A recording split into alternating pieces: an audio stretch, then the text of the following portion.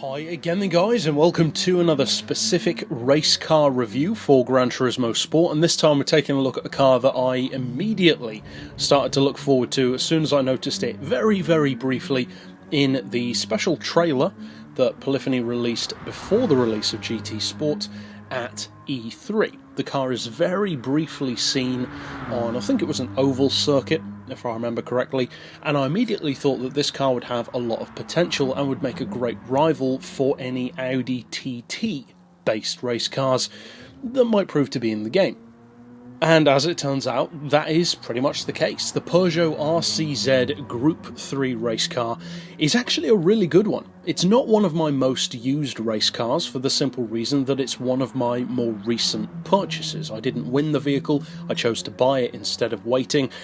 And like pretty much all of the other Group 3 cars in the game currently, it costs 450,000 credits. So as such, being a Group 3 car with the same price as all of the others, and certainly an appearance which would indicate that it's got a lot to offer, what does it have to offer? Because of course, unlike a TT Quattro where you're going from all-wheel drive to rear-wheel drive, this car is going from front-wheel drive to rear-wheel drive, which is arguably a much more drastic change to make for a GT class machine. Because if you think about it, this is one of the only GT class race cars of the entire Gran Turismo franchise to go from front-wheel drive to rear-wheel drive. So that's a huge difference for the car to make.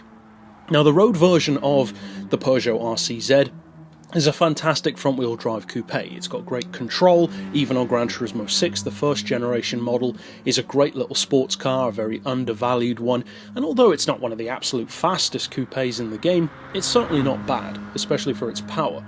Now, we have the updated version, of course, the facelifted, higher performance version of the RCZ road car, but we also have the Group 4 and the Group 3 racing versions, and of course the widely loved Group B Pikes Peak style machine, which is one of the best looking rally cars in the game, I would say. So what about as this GT3-esque model? How does it perform there? Well, we're not told what the engine size is.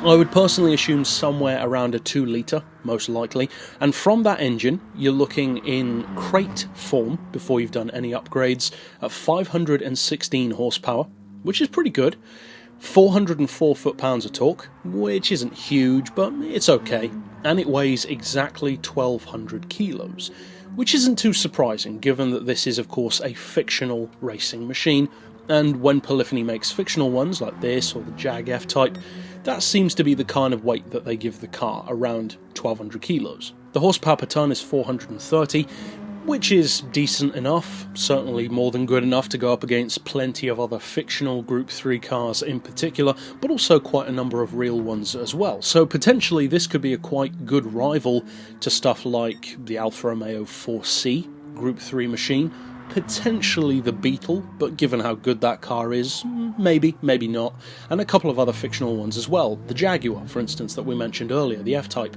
So how does it actually perform? Because as you can see from the video, I haven't done a huge amount of miles with the car. In fact, today is the first time that I've driven it, did a few laps around Suzuka to get used to the car, changed my tuning around a little bit.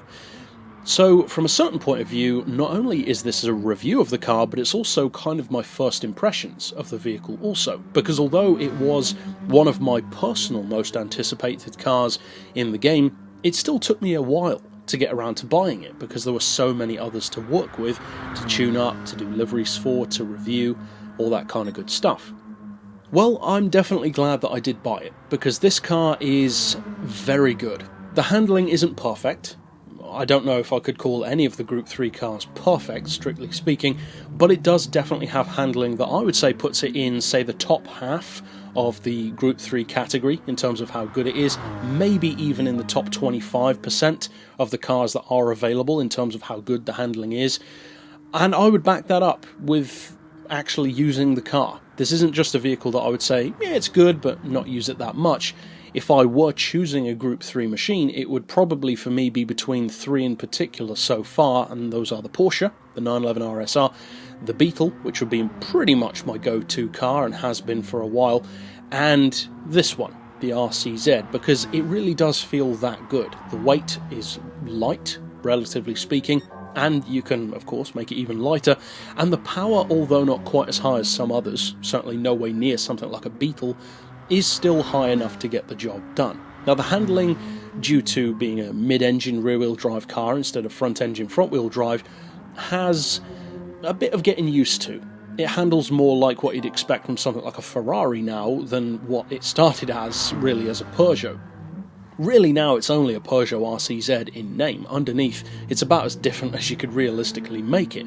The engine's in a different place, the drivetrain is completely different, and the car certainly handles in a totally different way to if you just fully upgraded the road car. Because, as I've mentioned a number of times on the channel, a front-wheel drive chassis does a very good job, generally speaking, of saving you. In corners, or if you clip the grass, the car will pretty much, 9 times out of 10, right itself to going straight again.